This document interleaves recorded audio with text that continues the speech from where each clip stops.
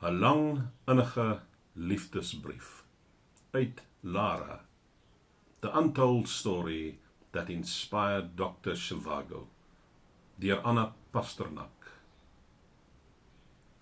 Boris Pasternak het in 1958 die volgende geskryf. Baie jare sal verbygaan.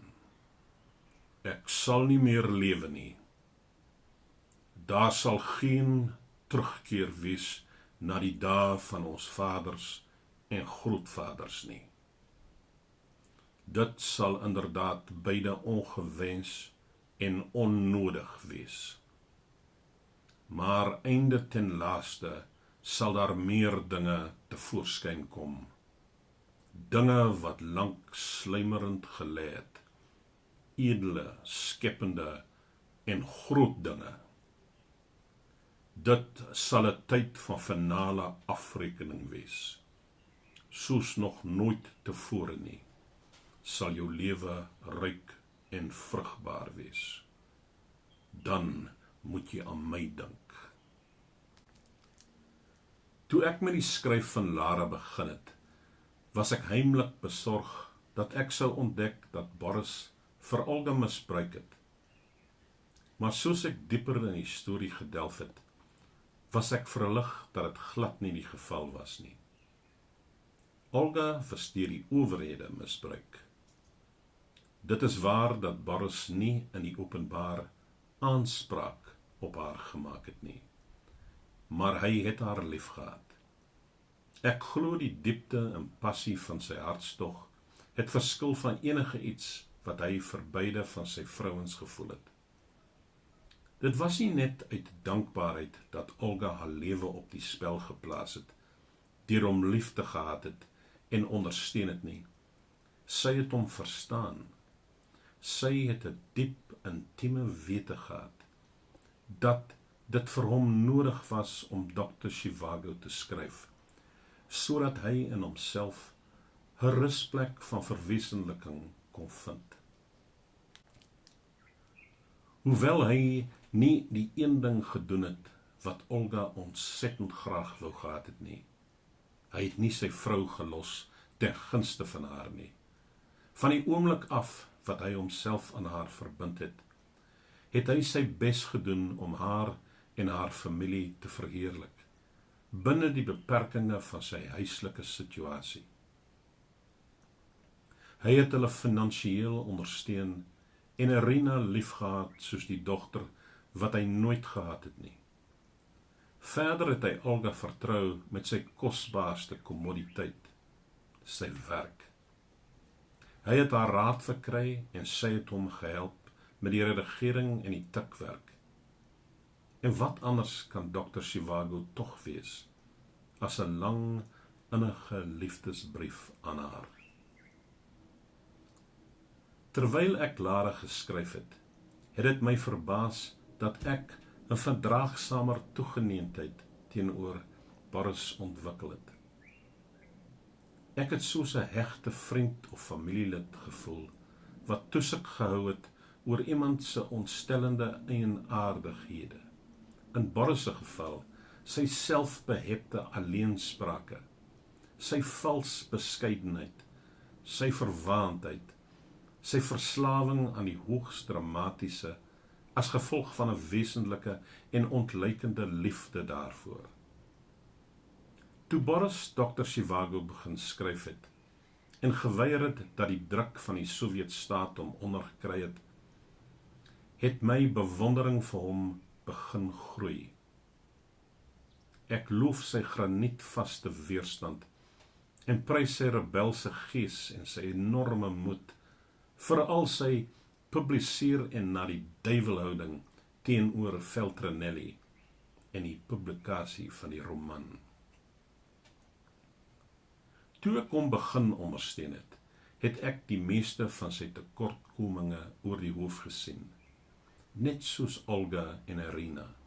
Ek kon die kompleksiteit van die man en sy situasie insien. Die inkonsekwensie van sy karakter. Hy was beide held en lafaard, genie en naïewe gek, gefolterde neuropaat en kliniese strateeg. Sy lojaliteit aan Rusland en die Russiese volk het nooit gewankel nie. Sy lojaliteit teenoor Olga was nooit bestendig nie. Ten spyte van alles wat sy vir hom gedoen het, en dat sy ook bereid was om vir hom te sterf, kon sy tog nie op hom vertrou en staat maak nie. Daar was tye dat ek mateloos gefrustreerd gevoel het deur sy swakheid. Sy brief aan Olga van Tbilisi af, toe hy haar begeerte om met hom te trou, verwerp het. Dat hy hulle mitiese verbondenheid as belangriker beskou het, as iets so aards soos alledaagse egverbintenis, het my woedend gemaak. Olga was reg, hy was verkeerd.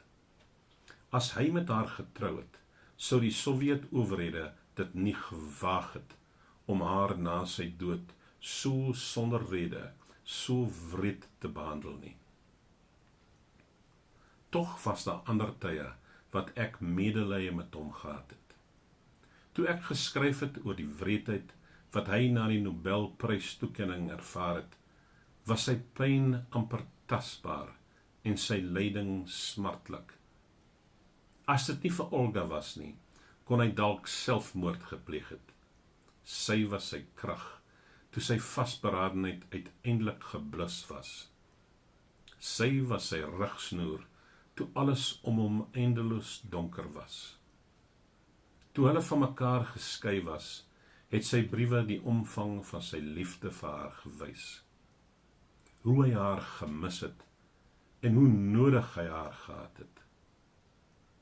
Maar aan die einde, ten spyte van al sy briljantheid, het hy Olga nie gered nie. Ek kan verstaan hoe, aan die einde van sy lewe, hy nie die energie gehad het om verder te baklei nie. Elke greintjie van sy krag en vermoë was getap deur die trotsering van die owerhede om te verseker dat Dr. Zhivago gepubliseer is. Hiermee het hy ten minste verseker dat Olga, sy Lara, nooit vergeet sou word nie. Terwyl sy vir hom in Lubjanka beklei het, het hy haar ten minste opgehemel en verheerlik in die bladsye van sy boek. Sy het 2 van sy kinders verloor. Die erflating van Dr. Zhivago is hulle enigste kind. Beide Lara en Yuri het onsterflikheid deur Yuri se gedigte bereik, die ware vrugte van hulle liefde. Pasternak was derentyd van voorneme om sy skuld te delg, deur Olga onsterflik te maak, deur Lara. Miskien was hy oor een ding reg. Hulle liefde sou vir ewig onsterflik bly, soos hy in Dr. Zhivago geskryf het. Hulle het mekaar nie uit noodstaak lief gehad nie. Nie verslaaf deur hartstog, soos minnaars beskryf word nie.